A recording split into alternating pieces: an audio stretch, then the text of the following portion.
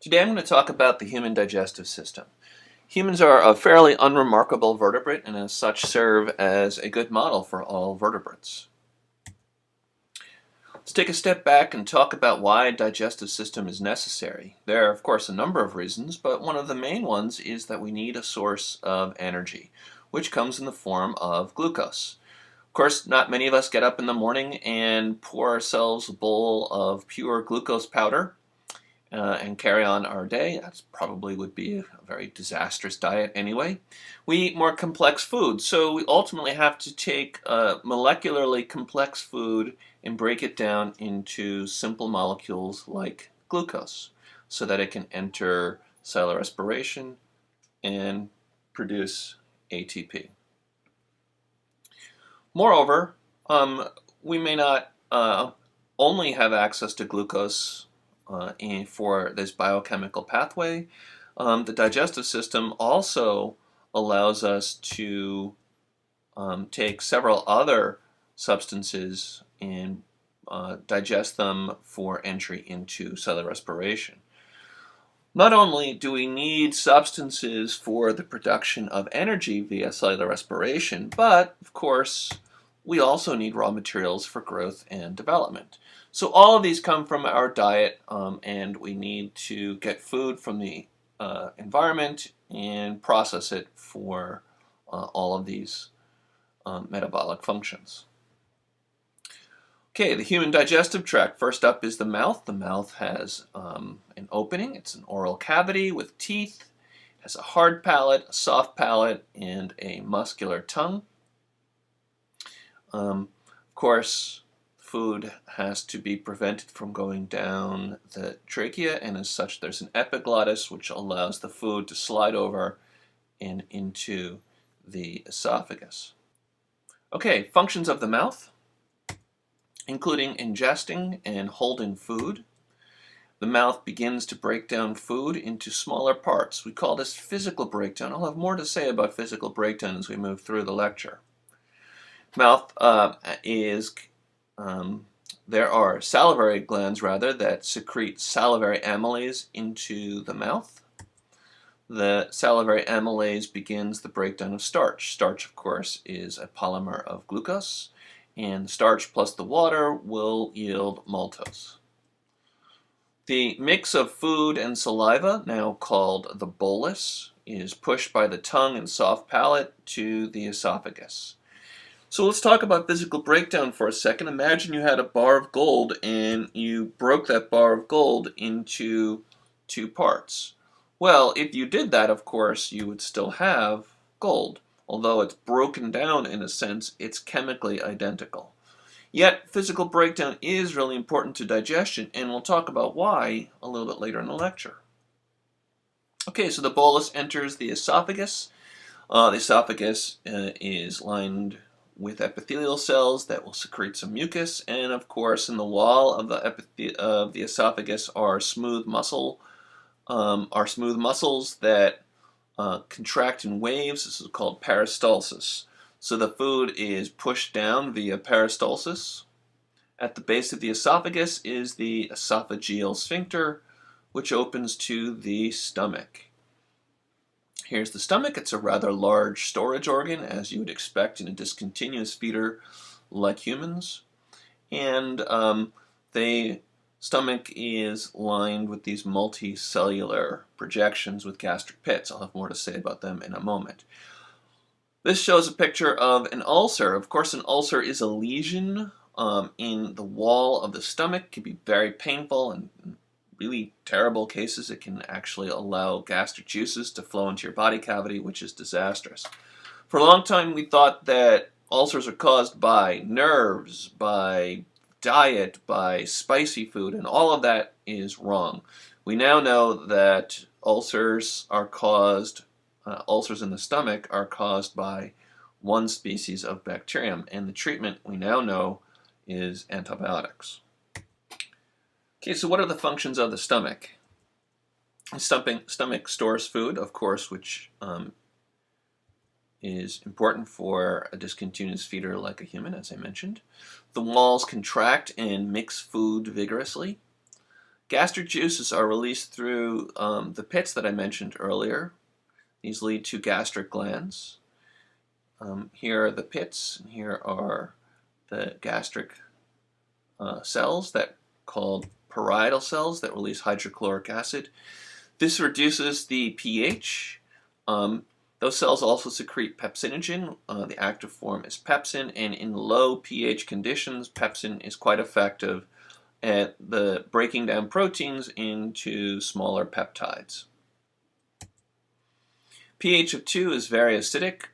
This kills most bacteria, of course, which leads to the question of whether the stomach is, in a sense, an extension or a part of the immune system. There are cells that secrete a thick mucus that protects against stomach acid. And the food in the stomach, which is called chyme, leaves via the pyloric sphincter and enters the small intestines. Food entering the small intestine is not yet ready for absorption. The molecules are still too large to pass membranes. And so we need to break down the food into smaller molecular weight substances. To aid in this process, there are several accessory organs. The first we'll discuss is the liver. The liver removes worn-out blood cells. It converts hemoglobin into bile salts. Red blood cells are essentially giant bags of hemoglobin, and when red blood cells die, which they do frequently because they are anucleate, then the liver will turn them into bile salts. Bile salts are stored in the gallbladder and then released into the small intestine via the common bile duct. Right here. You, of course, can lose your gallbladder in an operation, for instance, and your liver will still secrete bile into your small intestines. It will take a little while, but your liver will eventually adjust and continuously leak some bile into your small intestines to take the necessary actions that bile takes. And what are those? What does bile do? First, bile neutralizes low pH of stomach acid. The enzymes in the small intestines do not work at the low pH of the stomach, and as such, those stomach acids need to be neutralized. Bile does not, however, digest fats.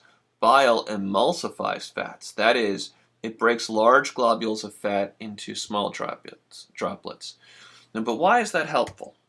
So first, let's think about physical breakdown. What I'm telling you is that to emulsify fats is like breaking this bar of gold. And you break it, you still have 2 bars of gold. So imagine you have a large droplet of fat, which I'm representing with this large blue circle. Well, in order to digest this fat into smaller molecules, it has to be broken down with enzymes, perhaps a lipase.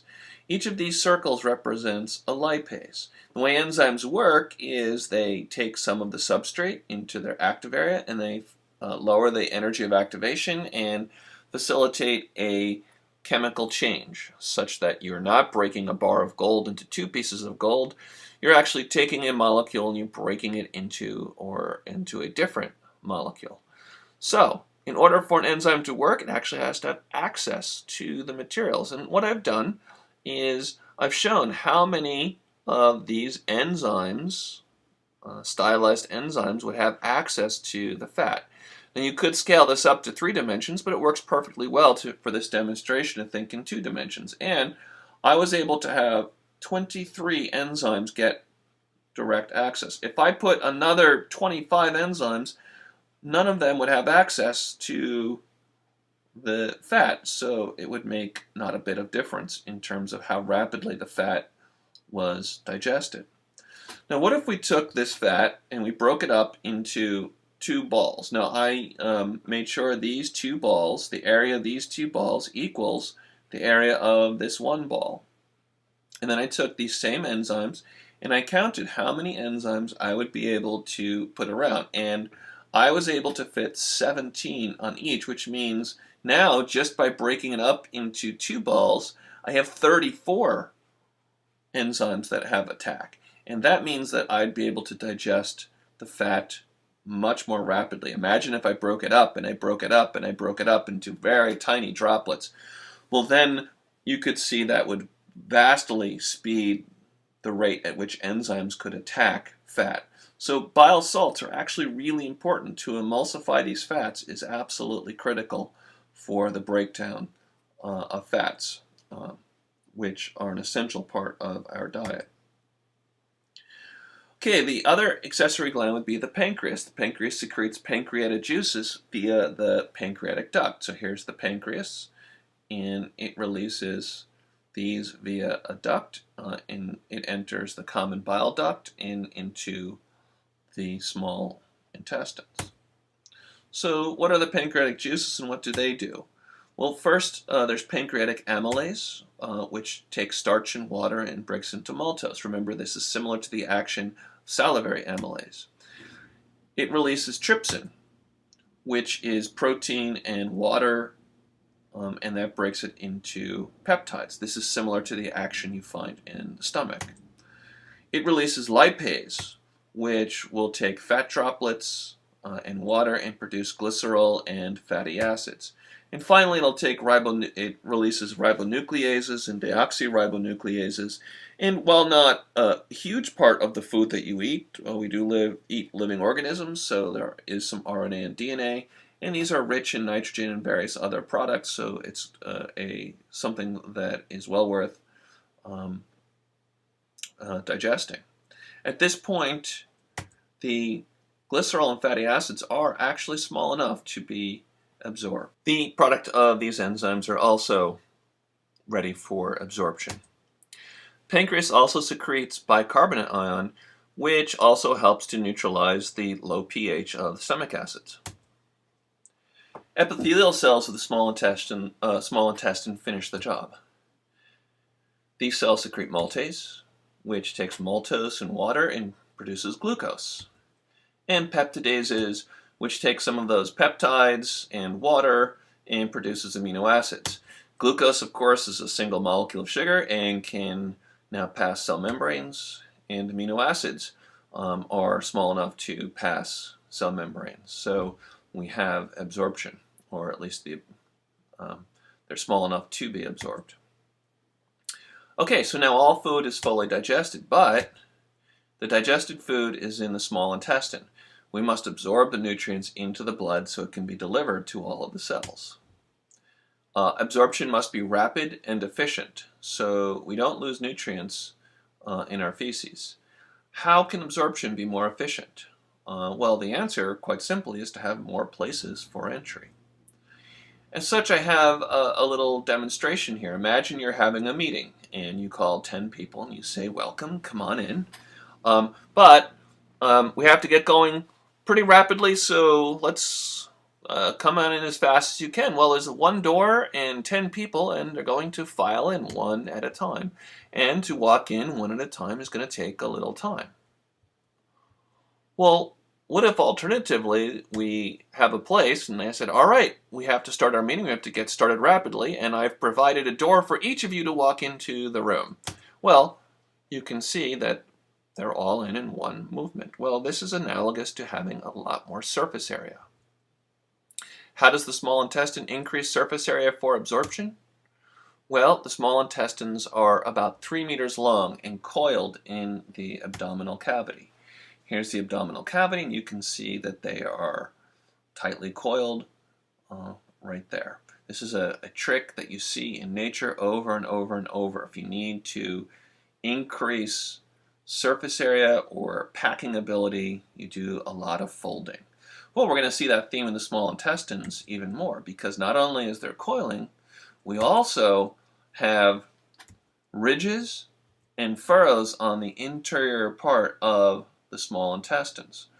So this vastly increases the surface area. So what I thought I would do is a little demonstration. I took a piece of paper and I simply drew some squiggles all along. Now I've reduced the size, but this is an actual piece of paper, so this was 11 inches.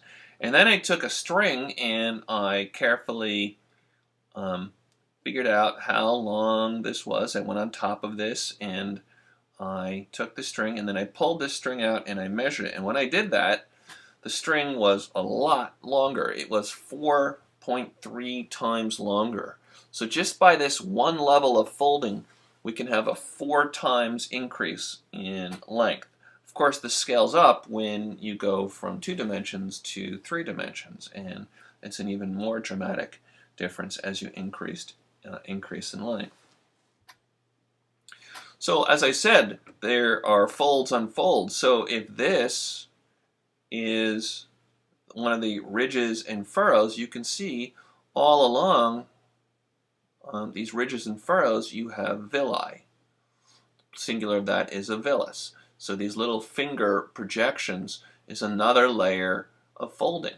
So now if we look at this area and we blow that up, we can see we have are the individual villi. Here is a villus. A villus is made up of epithelial tissue, a simple epithelial tissue, allows for absorption. And of course it gets absorbed into the villus where it has not surprisingly, a blood capillary. So all of the absorbed materials can enter the blood system. And moreover, there is a lacteal, and this lacteal is very important for absorbing fats that have been broken down into fatty acids and glycerols. They're pretty large molecules, and of course, if it enters the lymphatic system, it will enter the blood via the subclavian vein. So here we have the entire small intestine. We have 3 meters of coiled tubing. The inner part is furrowed with ridges and furrows. The villi further folds, and then there's even one more layer of folds. If we look, here is a cross-section of a villus. If we looked at each cell, at the top of each cell are microvilli. So if you stretch all of the folds, the ridges and furrows, the villi and the microvilli, and you stretch them into a straight, smooth tube, that tube would be 600 meters long. That is most impressive. Of course, we don't have 600 meters of smooth tubing.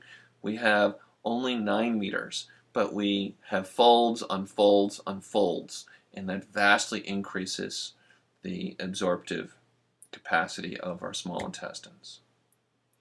Once the blood is absorbed, once the nutrients and the food is absorbed into the blood, it goes via the hepatic portal vein to the liver. One of the functions of the liver is to monitor the blood content, especially for glucose, for instance.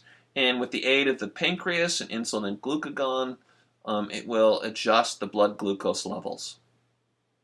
Blood then, properly regulated blood will then enter the vena cava and go to the heart, and the heart will then pump and deliver the blood to all of the systemic capillaries where glucose and other nutrients can be delivered to the cells, and we can have normal cellular metabolism, growth, development, and maintenance. Well, next we have the large intestine. Of course, we never eat anything and digest 100% of it. So when we eat complex foodstuffs like the apple and this person's eating, we will have some waste materials, or at least non-digested materials, that will go through. So the non-digested materials will enter the ascending colon. They will go to the transverse colon, and then to the descending colon, to the rectum, and then out. So what are the functions of the large intestine? It absorbs leftover water. It's about 9% of the water from our food. Most of the water is absorbed in the small intestines. It absorbs some salts. There is some digestion that occurs here. Now, large intestines do not secrete any enzymes. If that is the case, then how can there be any digestion? Well, we do have a lot of bacteria living in our large intestines, and they carry on extracellular digestion, and we actually absorb a little bit of their undigested, or at least a little bit of the bacterially digested food. Bacteria also contribute to absorption of vitamins K and others. And again, I'd like to point out just how important the normal flora in our gut is. It may seem a little creepy, but we have trillions and trillions and trillions of bacterial cells in our body, far more bacterial cells than we have human cells. We are much healthier because of these organisms. In their absence, we would be very, very sick. So we should rejoice that we have so many small critters living in our body. Undigested materials are moved out via the anus, an opening controlled by an anal sphincter. And we've done it. I'd just like to say a word about nutrition. I would caution you to be very wary of fad diets, herbal remedies, and essentially untested claims. The Wilkins rule is this. Anybody who makes a claim, your opening position should be, I don't believe you. I don't believe what you're saying. You're going to have to convince me.